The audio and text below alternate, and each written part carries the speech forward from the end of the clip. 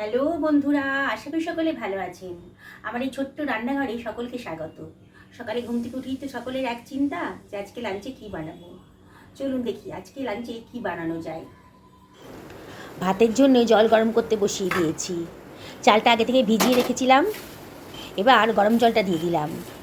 চালটা ভিজিয়ে তারপর গরম জল দিয়ে রান্না করলে পরে ভাতটা খুব সুন্দর হয়।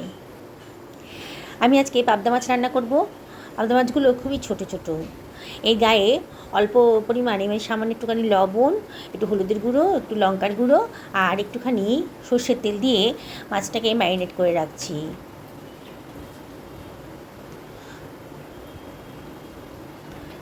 ভালো করে মাখিয়ে সরিয়ে রাখলাম মশলাগুলো। এবার একটা মশলা বানিয়ে নেব। 1.5 ইঞ্চি মতো আদা মিক্সার গ্রাইন্ডারে দিয়ে দিলাম, আর কতগুলো শুকনো লঙ্কা দিলাম। 1.5 টেবিল চামচ মতো সাদা সর্ষে দিলাম। এবার দিচ্ছি 1 টেবিল চামচ মতন গোটা জিরে আর 1 টেবিল চামচ লবণ দিয়ে জল ছাড়া এটাকে গ্রাইন্ড করে নিলাম। এবার তো দিয়ে দিচ্ছি একটা টমেটো। টমেটোর বোটাটা একটু কেটে নিয়ে টমেটোটাকে কুচি কুচি করে কেটে নেব। তবে টমেটোটাও দিয়ে দেবো। মশলাগুলো একসাথে দিয়ে গ্রাইন্ড করে নিলে পরে আর কোনো বাড়তি মশলা দিতে হবে না, একেবারেই সব মশলা দেওয়া হয়ে গেল। এবার 1/2 টেবিল চামচ হলুদের গুঁড়োও দিয়ে দিলাম। দিয়ে এর ভেতর দিয়ে দেবো 2 টেবিল চামচ জল দিয়ে গ্রাইন্ড করে রাখলাম, সরিয়ে রাখলাম। ভাতের হাঁড়িটা অন্য গ্যাসে ট্রান্সফার করে দিয়েছি। ভাতটা একবার ফুটে গেছে, আমি গ্যাসটা অফ করে দিয়েছিলাম। খানিকক্ষণ থাক রেস্টে। এবার কড়াই বসিয়ে সর্ষের তেল দিয়ে দিয়েছি। সর্ষের তেলটা একটু গরম হয়ে গেছে যখন, একটুখানি লবণও দিয়ে দিলাম, তাহলে সর্ষের তেলের কাঁচা গন্ধটা আর থাকবে না। এবার তেলটা বেশ গরম হয়ে গেছে যখন, মাছগুলো দিয়ে দিচ্ছি। এবার হাই ফ্লেম করে মাছগুলোকে ভেজে নেব। পাবদা মাছ খুব নরম, তাই বেশি নাড়াচাড়া করা যায় না, তাই কড়াইটা ধরে একটু নাড়াচাড়া করে দিলাম। তারপরে এপিট ওপিট ভালো করে ভেজে নিয়ে তুলে রাখছি। ওই তেলের ভেতরে আমি দিয়ে দেব কালো জিরে।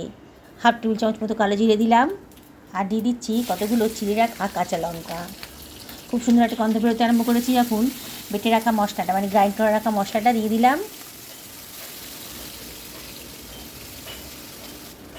আর গ্রাইন্ডটা ধুয়ে অল্প জলও দিয়ে দিলাম, দিয়ে মশলাটাকে ভালো করে কষিয়ে নেব। গ্যাসের ফ্লেমটা হাই করে দিয়েছি আর মশলাটাকে খুব ভালো করে কষিয়ে নিচ্ছি। মশলাটা বেশ কষানো হয়ে গেছে যখন, অল্প অল্প জল দিয়ে মশলাটাকে আরও ভালো করে কষিয়ে নেব। অল্প অল্প জল দিয়ে মশলাটাকে ভালো করে কষানো হয়ে গেছে যখন, তখন বেশ পরিমাণে আমি জল দিয়ে দিলাম। যতটা গ্রেভি পছন্দ করবো আর কি, ঝোল রাখবো, সেই পরিমাণে জলটা দিয়ে দিলাম। ভাতটা অনেকক্ষণ হয়ে গেছে, একটা ফুটো হয়ে গেছিলো, মানে একবার ফুটে উঠেছিলো। এবারে আমি এবার তো জল ঢেলে দিলাম, ভাতটা করে নেব। ভাতের মধ্যে একটা ডিম সেদ্ধ দিয়েছিলাম, আমার ছেলে ডিম সেদ্ধ খাবে, তাই ভাতের মধ্যেই দিয়ে দিয়েছিলাম। এদিকে মাছের ঝোলটাও কিন্তু বেশ ফুটে উঠেছে। এবার আমি ভেজে রাখা মাছগুলো এর ভেতর দিয়ে দিচ্ছি।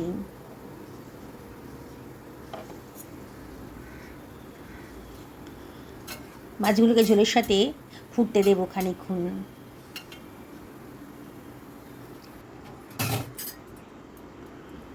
হয়ে গেছে, মিনিট 2 ফোটার পর এবার মাছটা রান্না হয়ে গেছে, আমি সরিয়ে রাখছি। খুব সিম্পলভাবে মাছটা রান্না করলাম, একেবারে পাতলা ঝোল করেছি। গরম ভাতের সাথে এরকম পাতলা ঝোল কিন্তু খেতে ভালোই লাগবে। আবার আমি গ্যাসের হাঁড়িটায় ওভেনে নিয়ে এসেছি। আমার ভাতটা হয়ে গেছে, ভাতটাকে আমি ফ্যান ঝরাতে দিয়ে দিলাম। আজকে ডিম রান্না করব, আর তার আগে আমি একটু করলা ভর্তাও করব। আলু আর করলাগুলোকে ভালো করে ধুয়ে কেটে নিচ্ছি।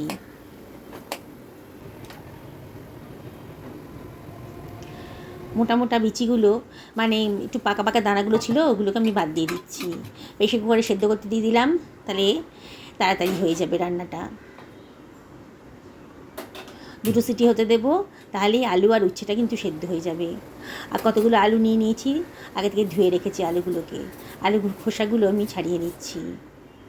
আজকে ভাবছি অমলেটের ঝোল করব, তা আলুগুলোকে গোল গোল করে কেটে নিচ্ছি। খুব বেশি মোটাও না, খুব বেশি পাতলাও না। আলুগুলোকে একটু ভাপিয়ে নেব, আর এটার জন্য লবণ দিয়ে জলের মধ্যে দিয়ে দিলাম। দিয়ে এই ডেচকিটা ধরে আমি ভাপিয়ে নেব। আলুর ভেতরে অনেক স্টার্চ থাকে, আলুটা ভাপিয়ে রান্না করলে পরে স্টার্চের পরিমাণটা কমে যায়। এবার আমার 2টো সিটি হয়ে গেছিলো, প্রেশার কুকারেটা ওই গ্যাসে ট্রান্সফার করে দিয়ে আমি আলুটা ভাপাতে দিয়ে দিলাম।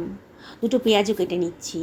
বললাম না আজকে অমলেটের ঝোল বানাবো, তাই মশলাটা রেডি করে নিচ্ছি। 2খানা পেঁয়াজের খোসা আমি ছাড়িয়ে নিলাম।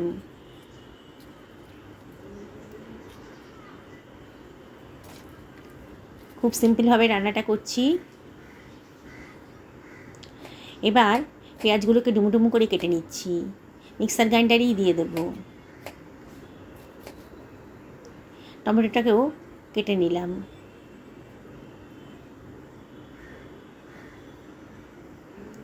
টমেটোকে আগে থেকে ধুয়ে রেখেছিলাম, এগুলোকে কুচি কুচি করে কেটে নিচ্ছি। এবারে মিক্সার গ্রাইন্ডারটার ভেতরে পেঁয়াজ কুচি আর টমেটো কুচিটাও দিয়ে দিচ্ছি। এবার পেঁয়াজটা দেওয়ার পর আমি এখানে আদা রসুনের পেস্ট আগে থেকে বেটে রেখেছিলাম, দিয়ে দিলাম 1 টেবিল চামচ মতো। এবার টমেটোটাকেও দিয়ে দিলাম। এবার দিয়ে দিচ্ছি 1 টেবিল চামচ লবণ আর 1 টেবিল চামচ হলুদের গুঁড়ো, 1 টেবিল চামচ ধনের গুঁড়ো দিলাম, আর 1/2 টেবিল চামচ জিরের গুঁড়ো দিলাম, 1 টেবিল চামচ লঙ্কা দিলাম। লঙ্কাটা নিজেদের পছন্দ মতো দেবেন। এবারে 2 টেবিল চামচ জল দিয়ে দিলাম, দিয়ে গ্রাইন্ড করে নেব। সমস্ত মশলা একসঙ্গেই দেওয়া হয়ে গেল, তাহলে আর বাড়তি কোনো মশলা দিতে হবে না। সুন্দর করে গ্রাইন্ডটা হয়ে গেছে, সরিয়ে রেখেছি। আলুটাও দেখুন ফুটে গেছে, আলুটা স্টার্চটা বেরিয়ে গেছে। এবার গ্যাসের ফ্লেমটা অফ করে জলটা আমি ঝরাতে দিয়ে দেবো। আবার গ্যাসটা ধরিয়ে দিয়ে কড়াইটা বসিয়ে দিয়েছি। কড়াইটা যখন গরম হয়ে গেছে, এখন 2 টেবিল চামচ আমি সর্ষের তেল দিয়ে দিলাম। আবার একটুখানি লবণ দিলাম, সর্ষের তেলে কাঁচা গন্ধটা থাকবে না। এবার তেলটা গরম হয়ে গেলে পরে গরম মশলা, গোটা গরম মশলা দিলাম আর গোটা জিরে দিলাম 1/2 টেবিল চামচ মতো। তারপরে দিয়ে দিলাম বেটে রাখা মশলাটা, গ্রাইন্ডারটা ধুয়ে অল্প জলও দিয়ে দিলাম। দিয়ে মশলাটাকে খুব ভালো করে কষিয়ে নিচ্ছি। যত ভালো করে কষাবেন ততই কিন্তু রান্নার টেস্টটা বাড়বে। এবার ঢাকা দিয়ে দিলাম 2 মিনিটের জন্যে। দেখুন মশলাটা কিন্তু ভালো মতন কষানো হয়ে যাচ্ছে। আবার একটু নাড়াচাড়া করে দিচ্ছি। মশলাটা কষানো হয়ে গেছে যখন, তখন ভাপিয়ে রাখা আলুটাও দিয়ে দিলাম। আমি পাশের গ্যাসে আবার জল বসিয়ে দিয়েছি। এই রান্নাতে আমি গরম জল ইউজ করব, তাই পাশের গ্যাস ওভেনে আমি গরম জলটা বসিয়ে দিয়েছি। আলুটাকে মশলার সাথে মিনিটখানেক ভালো করে কষিয়ে নিলাম।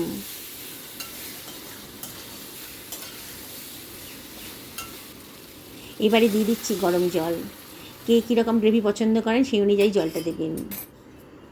এবারে ফুটতে দেবো ঝোলটাকে। খুব সিম্পলভাবে রান্না করছি, একেবারে ঘরোয়া পদ্ধতিতে। ঢাকা দিয়ে দিচ্ছি লো ফ্লেমে। 2খানা পেঁয়াজও কেটে নিচ্ছি। পেঁয়াজটাকে কুচি কুচি করে কেটে নিলাম। একটু চাপ দিতেই পেঁয়াজের পাপড়িগুলো সব ছাড়িয়ে গেছে। কতগুলো লঙ্কা নিয়ে নিয়েছি, লঙ্কাগুলোকে আমি কুচি কুচি করে কেটে নেব। লঙ্কা কিন্তু বোটা ছাড়িয়ে আগে থেকে ধুয়ে রেখেছি। লঙ্কাটা অবশ্যই আপনাদের নিজেদের পছন্দ মতো দেবেন। একটা বাটি নিয়ে নিয়েছি, তার ভেতর দিয়ে দিচ্ছি 2খানা ডিম, ফাটিয়ে দিয়ে দিলাম।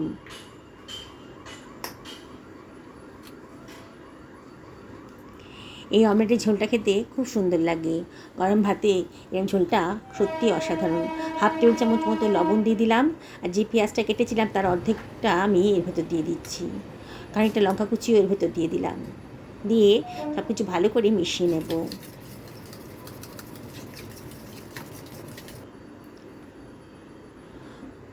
কড়াই ঢাকাটা তুলে দিয়েছি। ঝোলটা কিন্তু বেশ ফুটতে শুরু করেছে। একটু নাড়াচাড়া করে দিলাম। আলুটা আর একটু হবে, আর একটু সেদ্ধ হতে বাকি আছে। 80% সেদ্ধ হয়ে গেছে। এবার কড়াইটাকে পাশের গ্যাসে ট্রান্সফার করে দিয়ে এই গ্যাসে একটা ফ্রাই প্যান বসিয়ে দিলাম। এখানে দিয়ে দিচ্ছি 2 টেবিল চামচ মতো সর্ষের তেল। আমরা এটা করে নেব।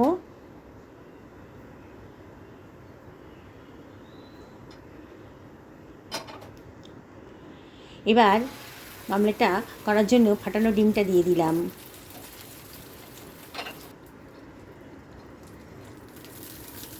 সাইড থেকে ভাজ করে করে আমি অমলেটটাকে বানিয়ে নিচ্ছি। দেখুন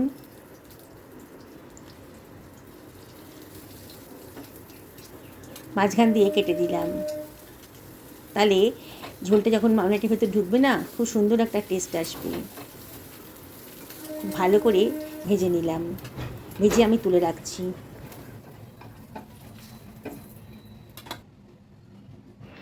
আর একটা অমলেটও বানিয়ে নিচ্ছি। বন্ধুরা, আমার এই রেসিপিগুলো যদি আপনাদের ভালো লাগে তাহলে লাইক, শেয়ার, কমেন্ট করতে কিন্তু ভুলবেন না। আর নতুন বন্ধুদেরকে রিকোয়েস্ট করব আমার চ্যানেলটা সাবস্ক্রাইব করার জন্যে। আর যারা ফেসবুক থেকে দেখছেন তাদেরকে আমি রিকোয়েস্ট করব আমার পেজটা ফলো করার জন্যে।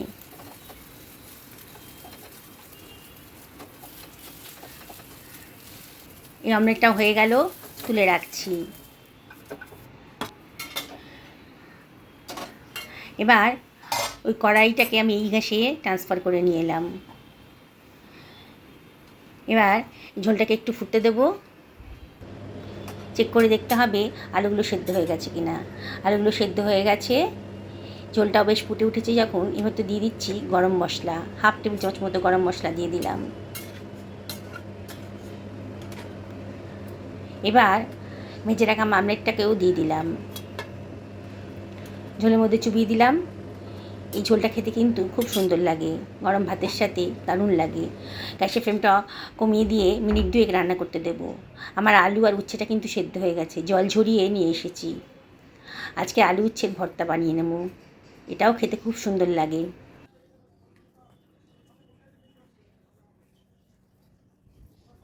একটু চাপ দিতেই আলু খোসাগুলো কিন্তু খুব সহজেই উঠে আসবে। এবার আলু আর উচ্ছেটাকে ভালো করে মেখে নিচ্ছি হাত দিয়ে।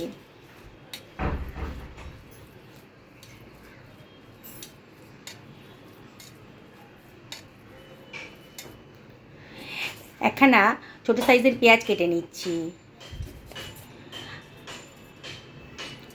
এইভাবে বানাবেন, খুব সুন্দর খেতে লাগে এই ভর্তাটা। পেঁয়াজটাকে কুচি কুচি করে কেটে নিচ্ছি। গরম ভাতের সাথে এই ভর্তা থাকলে অর্ধেক প্লেটের ভাত কিন্তু এটা দিয়েই খাওয়া হয়ে যাবে।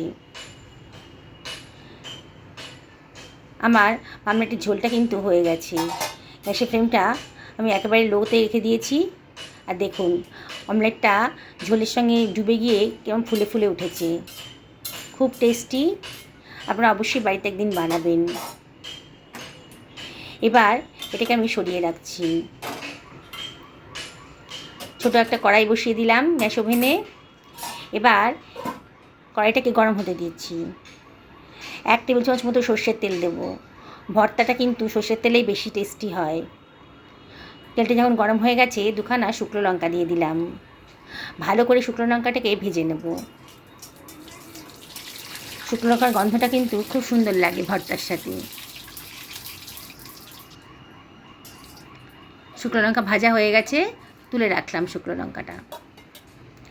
এবার ওই তেলের ভেতর দিয়ে দিচ্ছি 1/2 টেবিল চামচেরও কম কালো জিরে, আর দিয়ে দিচ্ছি কতগুলো রসুন কুচি। একটু ভাজা ভাজা মতো করে নেব, দেখবেন যেন পুড়ে না যায়। কালারটা যখন একটু চেঞ্জ হয়ে গেছে তখন দিয়ে দিচ্ছি পেঁয়াজ কুচিটা। পেঁয়াজ কুচিটা দিয়ে একটু নাড়াচাড়া করে নেব।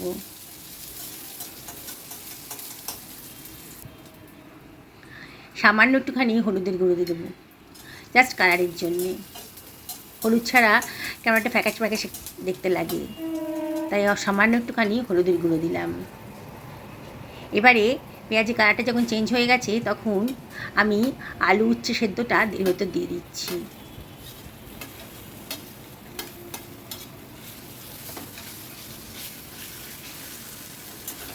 দিয়ে সব কিছু ভালো করে মিশিয়ে নিচ্ছি। খুব ভালো করে ভাজা ভাজা মতো করে নেবেন। গ্যাসের ফ্লেমটা হাইতেই রেখেছি, খুব সুন্দর খেতে লাগে।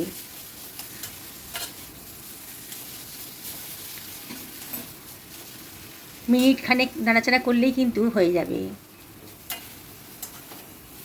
দেখুন একেবারে শুকনো শুকনো হয়ে গেছে, কালারটাও চেঞ্জ হয়ে গেছে। এবার গ্যাসের ফ্লেমটা অফ করে দিয়ে আমি এটাকে একটা থালার ভেতর ঢেলে রাখছি।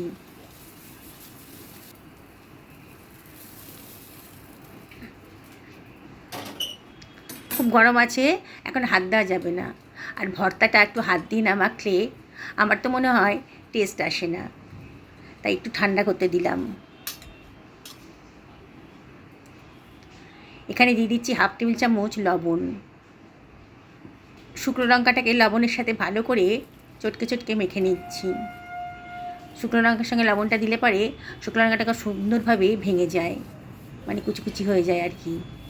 দেখুন সুন্দর করে মাখা হয়ে গেছে।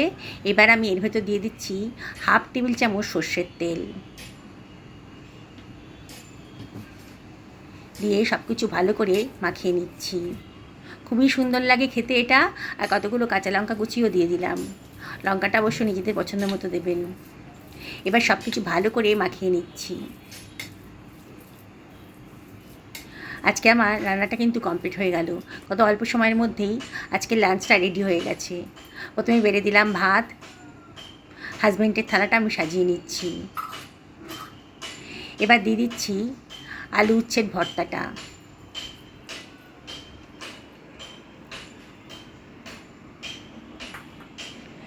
এবারে দিয়ে দিচ্ছি মামলেটের ঝোলটা, আর দিয়ে দিলাম মাছের ঝোল।